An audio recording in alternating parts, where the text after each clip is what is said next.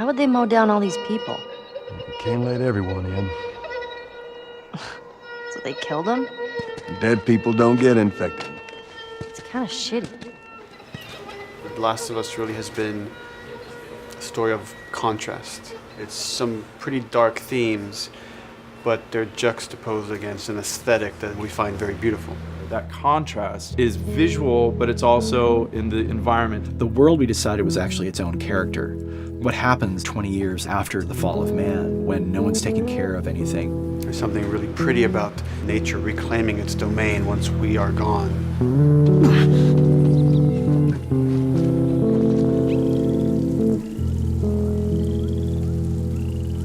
So everything we're doing in the environments is relating back to what you should be feeling in the story or what's happening to these characters. You as a player, you as Joel, you can look at these things and reflect about how much we've built and what we've lost.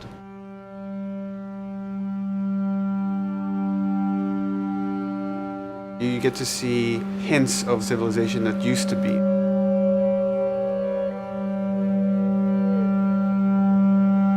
Each level has, a lighting artist, a modeler, and a texture artist, and we all work together. This was the block mesh that they gave me, and it's at the interior of a building. I had to be mindful of where I had set the lighting up in the color script, how it would be coming through the windows and lighting this area, which would give us this concept.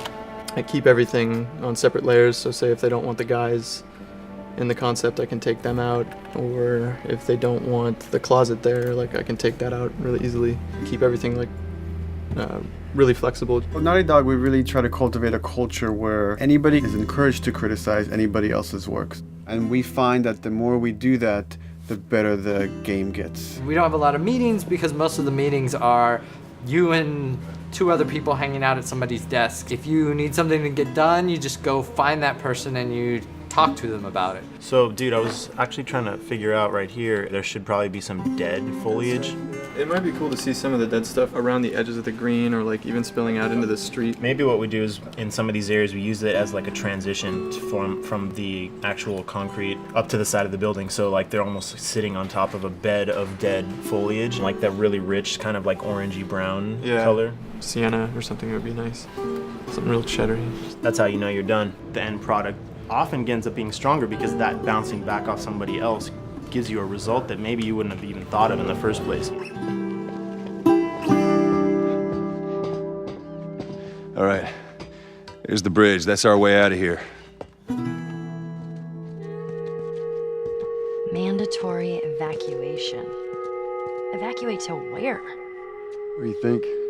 Quarantine zone. See, some places got a heads up before the infection showed up. Most didn't. We consciously take in consideration lighting in the beginning. I've never ever focused so much on lighting and how much sensitivity there is to that here. Did you talk to the character artist about her hand? So her face is getting a lot of speck, but then her arm is just bone dry. You think something we can tweak in shader? We'll have to send back to character team Michael to take a look. I can play with the lights and see if that's creates more speck. Yeah. So all the characters cast soft shadows onto the environment. Even when there is no direct sunlight or no direct light sources, we still have nice fuzzy shadows. Damn, that's quite a drop. If you shine a light on a red wall, it will bounce the red lighting on the whole environment, making it red. Everything should have a bounce lighting. Otherwise, the world is gonna feel dry and unrealistic.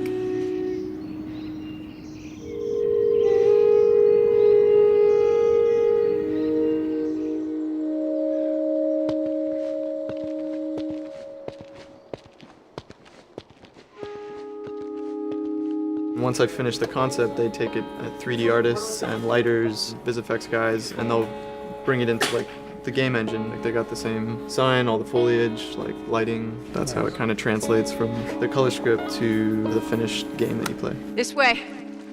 If we cut through downtown, we can hit the Capitol building by sunrise. We hope. This engine is really driven in a way towards a very high level of cinematic control. Hopefully, if we achieve our goal, you'll see it is beautiful. There are these truly beautiful moments amid all this chaos and destruction.